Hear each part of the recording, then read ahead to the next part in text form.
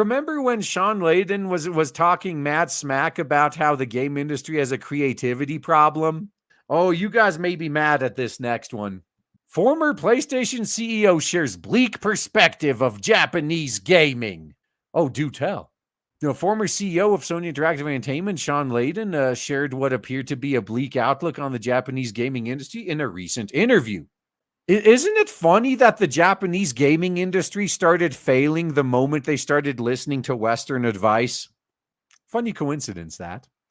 In a recent interview with IGN Japan, he was asked for his insight regarding the current state of the industry alongside some events during his tenure at Sony. Most notably, he gave his opinion on Sony's Japan Studio being merged with Team Asobi. It was a sad event, but not necessarily a surprise. Alan Becker, head of Japan Studio, was a great guy, but he was trying really hard. But the legacy was too big. It's hard when a studio doesn't have a hit for a while and the employees forget what it feels like. Then you have to start to forget how to make a work a success. In such a case, I think there's two possible paths. One is the path they actually took. The other is the path of taking very strict and drastic measures out of love. So this may be what happened with Team Asobi, like pruning the branches of a bonsai tree. You cut the branches back to close the trunk, and then you watch them regrow.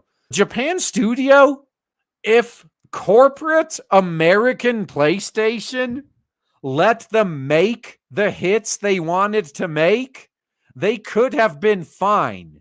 No, the PlayStation corporate are the ones that ruined them. How much you want to bet that everything they pitched, they got kicked back? Like, oh, that's not current year enough. So it's worth mentioning that Sony Japan is behind iconic franchises such as Ape Escape, Gravity Rush, Shadow of the Colossus, and more. So Layden also goes on to criticize Japanese studios for trying to reach global audiences, saying that they have not been successful for a long time. Who pushed them to that, I wonder? And applauds Squeenix for abandoning its ambition to expand development overseas. Now, he's not wrong about this. But remember, like, this guy was at PlayStation. He was the CEO of SIE when PlayStation was turning to shit, when they were starting to destroy Japanese developers. Didn't notice anything then? All right, back in current year -3, Sony's Japan Studios merged into Team Asobi during a time where Sony was restructuring to place more emphasis on American audiences and consolidating resources in California.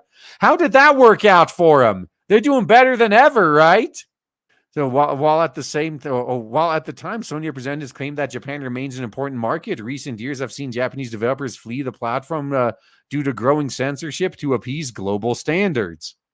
Yeah, I actually I don't think this has been happening. Like, what Japanese developers have fled PlayStation? I know of a bunch that are no longer PlayStation exclusive, but they're still releasing their fucking games on it, which means their games are still censored. Like, this is logic I don't really understand.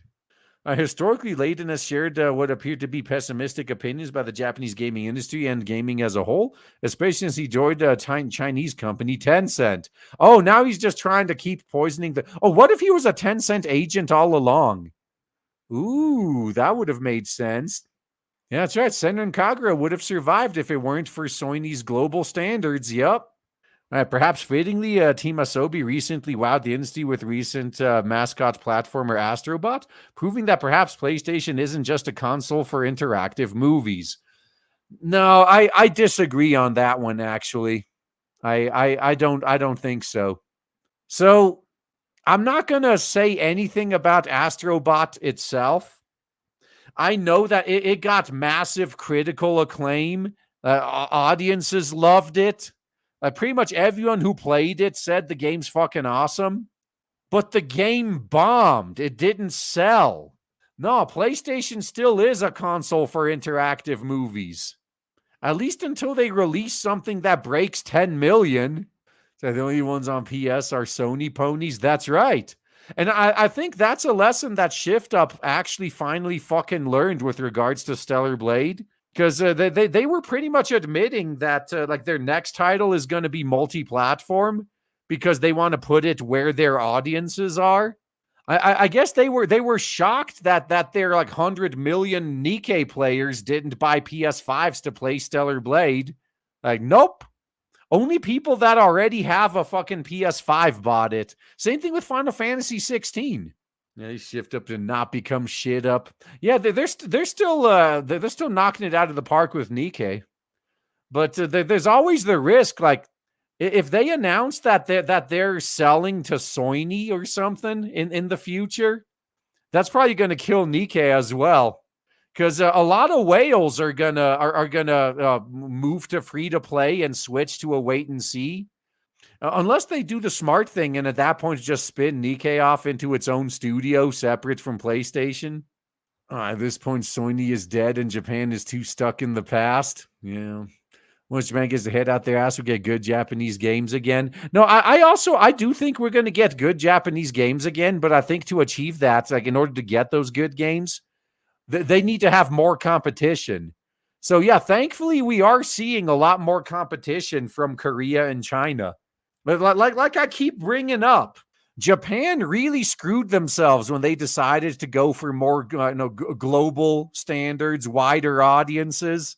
So Japan stopped making the types of games we wanted from them and started cloning what the West does. And they ended up losing all their customers. And then China and Korea show up, and all they're doing is what Japan used to do. They're like, oh, hey, we noticed Japan is not giving you what you want anymore. We'll give you what you want. So there's got to be some executives in Japan that are grilling people over this. Say, hey, bro, you said this Western shit was the future, and yet here come Korea and China doing what we used to do. And they're getting all of our customers. What's this about? Could you explain? Someone is going to be playing Sudoku over this.